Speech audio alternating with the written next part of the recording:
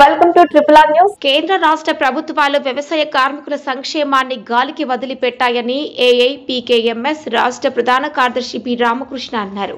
గ్రామాల్లో పనిలేక పొట్టచేత పట్టుకొని వలస వెళ్తున్న దుస్థితి నెలకొందని ఆయన విమర్శించారు. నిజామాబాద్ జిల్లా సిరికొండ మండలంలోని గడ్కోల్ గ్రామంలో వ్యవసాయ కార్మికులతో కలిసి మీడియా సమావేశం ఏర్పాటు చేశారు. సందర్భంగా ఆయన మాట్లాడుతూ వ్యవసాయ కార్మికులకు ఉపాధి కరువైందని, వ్యవసాయ కార్మికులు అన్న గుర్తింపు కూడా లేదని ఆవేదన వ్యక్తం చేశారు. గ్రామాల్లో పనిలేక ఖాళీ కడుపు చేత పట్టుకొని వలస వెళ్తున్న దుస్థితి నెలకొన్నదని అన్నారు.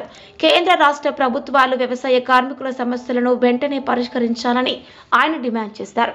కార్యక్రమంలో ఏఐపీకేఎంఎస్ జిల్లా నాయకులు కిషోర్, సాయిరెడ్డి, కిషోర్, రాజన్న, మాస్లైన్ మండల నాయకులు లింబాద్రి, పీవైఎల్ జిల్లా అధ్యక్షుడు ఎండి అనీస్ తదితరులు పాల్గొన్నారు.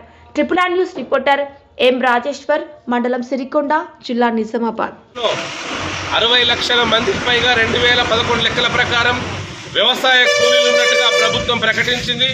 ఈ దేశంలో 14 కోట్ల మందికి పైగా వ్యవసాయ కార్మికులు వీళ్ళకు వ్యవసాయంలో పనులు లేకపోవటం వల్ల, యంత్రాలు రావటం వల్ల చేతినిండా పని లేదు.